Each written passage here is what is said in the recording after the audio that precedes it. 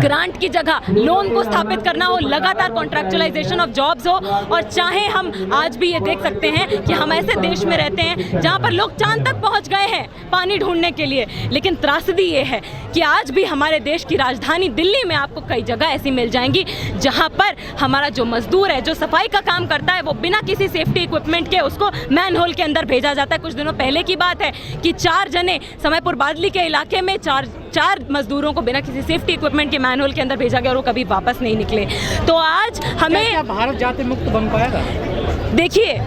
हम जब किसी आंदोलन या किसी संघर्ष का हिस्सा बनते हैं तो हम हमेशा कुछ मूल्यों पर उस संघर्ष को हम लड़ते हैं, उसमें हम शामिल होते हैं, और वो हमारे मूल्य ये हैं कि हम समाज में जातिवाद मुक्त समाज चाहते हैं, हम शोषण मुक्त समाज चाहते हैं, हम गैर बराबरी मुक्त समाज चाहते हैं, क्योंकि जब तक ऐसा नहीं होगा तब तक इस समाज में केवल जिनके पास संसाधन है, केवल जिनके पास पूंजी है, केवल वो अपने अधिकार, अपने विशेषाधिकार सुनिश्चित कर सकते हैं। बाकी जो बहुसंख्यक जनता है वो लगातार अपने हाथों से, चाहे वो सरकारी शिक्षा का अधिकार हो, चाहे वो न्यूनतम रोजगारी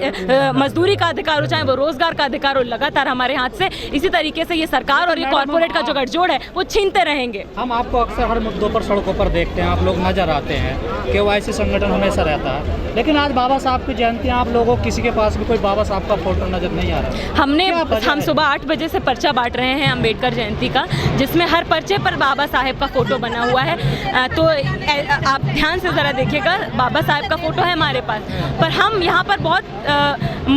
ज़ोरदार तरीके से इस बात को रखना चाहेंगे कि जैसे हमने कहा कि हमें जो कुछ भी अधिकार आज प्राप्त हैं वो किसी एक व्यक्ति या किसी केवल कुछ समूह के लोगों के संघर्ष के कारण नहीं, पूरी बहुसंख्यक जनता का संघर्ष रहा है 18वीं 19वीं 20वीं सभी सदियों में, और आज भी चलता आ रहा है। और उस संघर्ष को हम सेलिब्रेट करते हुए और आगे हमारा कितना संघर्ष बचता है, अभी हमें अपने संघर्ष को और कहाँ मजबूत करने की ज़रूरत है। अभी हमारे जो आंदोलन है उसमें नई नई चुनौतियाँ किस तरीके से सरकार ने पैदा की हैं, उसका मूल्यांकन करने के लिए और अपने संघर्ष को, अपने आंदोलन को और ज़्यादा मजबूत करने के लिए हम यहाँ पर इकट्ठा हुए हैं। और साफ सी बात है, हम यहाँ पर अपने संघर्ष के सभी नेताओं को याद करते हुए, उनकी कुर्बानियों को याद करते हुए, उनके योगदान को याद करते हुए, और उस बहुसंख्यक जनता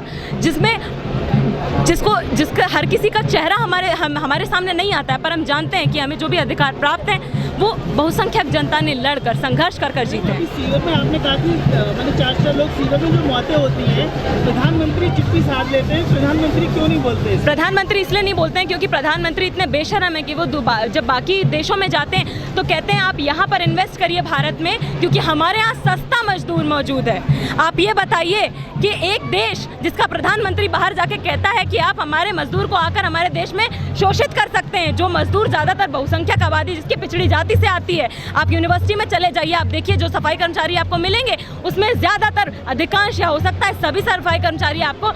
दलित समुदाय से मिले, और उनकी हालत ये है आज कि 5,000 रुपया देता है ताकि 10,000 की नौकरी पे वो कॉन्ट्रैक्ट बेसिस पे, ठेके के बेसिस पे रखा जा सके। तो ये बेशर्मी नहीं है क्या कि आज हमारे देश, देखिए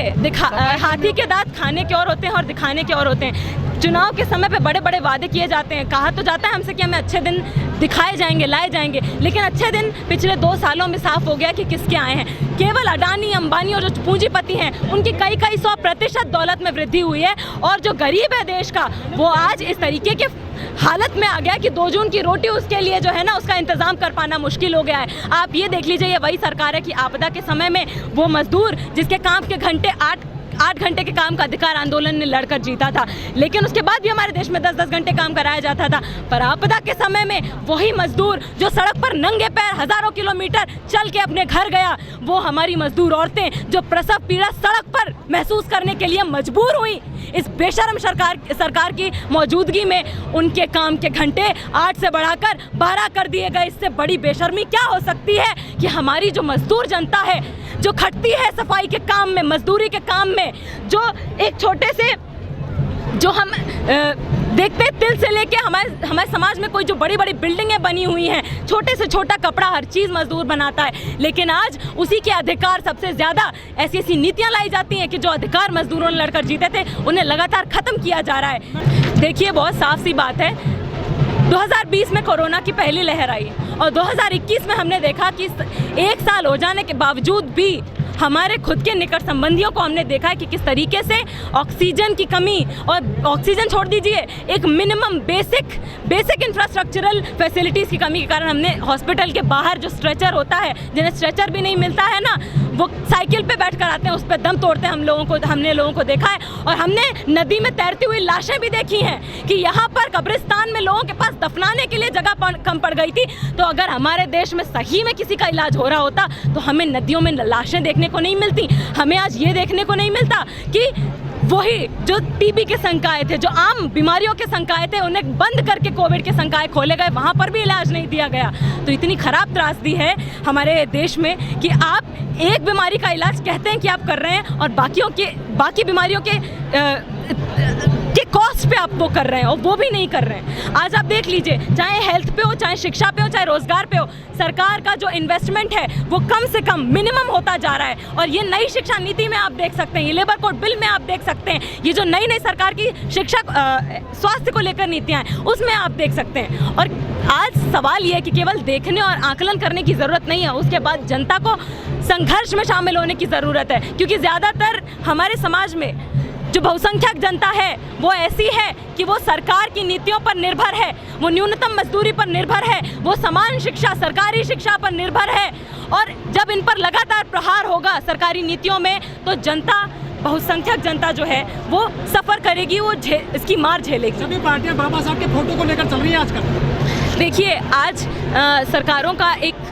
बहुत मन पसंदीदा ये एक मूव है कि आप बहुसंख्यकों के, जनता के जो नेता हैं उनको आप कह दीजिए कि ये भी आपके हैं। लेकिन अगर सही में वो आपके अपने हैं तो आप ये बताइए कि आपकी नीतियों में वो दर्शाता है कि नहीं। आपकी नीतियाँ तो कॉरपोरेट प्रेमी हैं, आपकी नीतियाँ तो जनता विरोधी हैं और गरीब जनता विरोधी हैं। फिर आप किस तरह से कह सकते हैं कि वो